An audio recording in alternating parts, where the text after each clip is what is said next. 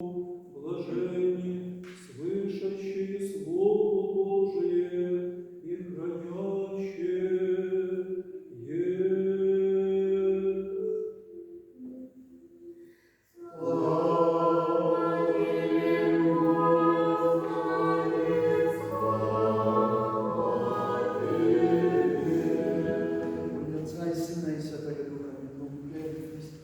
Saint-Esprit.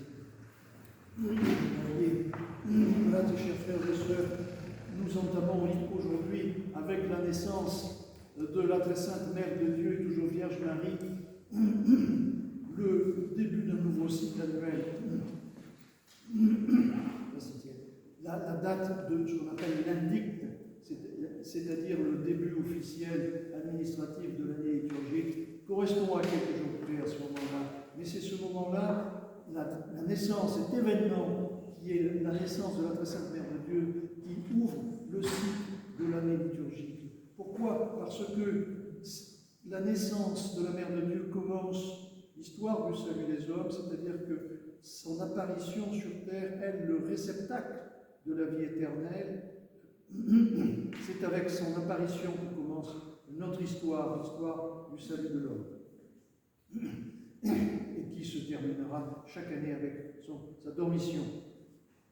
Et vous avez remarqué, chaque fois que nous célébrons une fête de la très sainte Mère de Dieu, nous lisons toujours le même évangile, cet évangile de Marthe et de Marie, qui distingue, qui ne dit pas que cette Marie est la Mère de Dieu, non, c'est Marie, la sœur de Marthe, mais il maintient par cette discrétion, la discrétion qu'a toujours voulu garder la Mère de Dieu. Elle a toujours voulu rester dans la discrétion, ne jamais se mettre en avant, parce que c'est son Fils qu'elle met en avant. Elle sait qu'elle est là pour ça. Elle est née pour ça. Elle est née pour le recevoir, et pour le porter, pour le montrer à la face du monde et pour les hommes. Alors, aujourd'hui, nous célébrons une naissance, et toute naissance est une joie.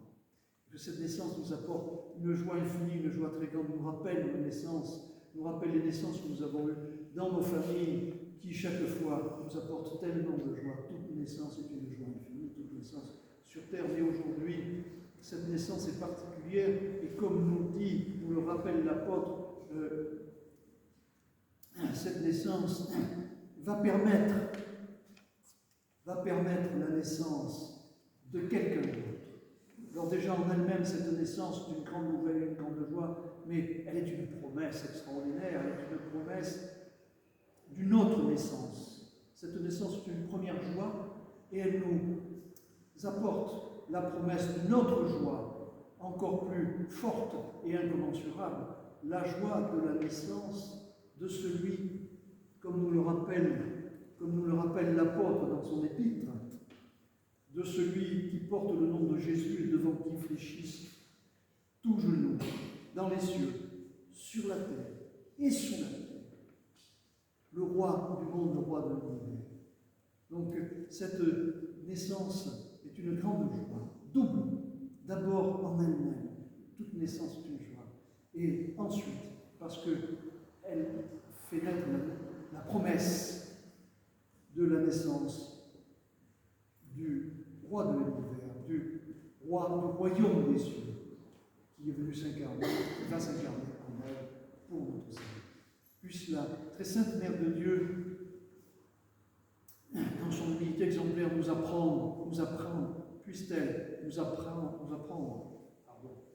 l'humilité, à rester humble et à savoir accepter la parole de Dieu et à lui dire toujours « Oui Seigneur », comme elle le fera lors de l'annonciation, que ta volonté soit faite. Amen Seigneur, que ta volonté soit faite, et non la mienne. Et aussi,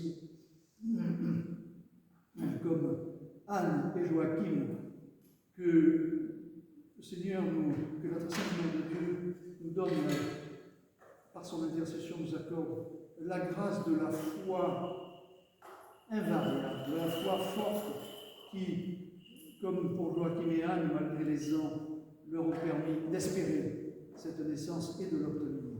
Que la très sainte Mère de Dieu nous aide, nous assiste et toujours nous couvre de son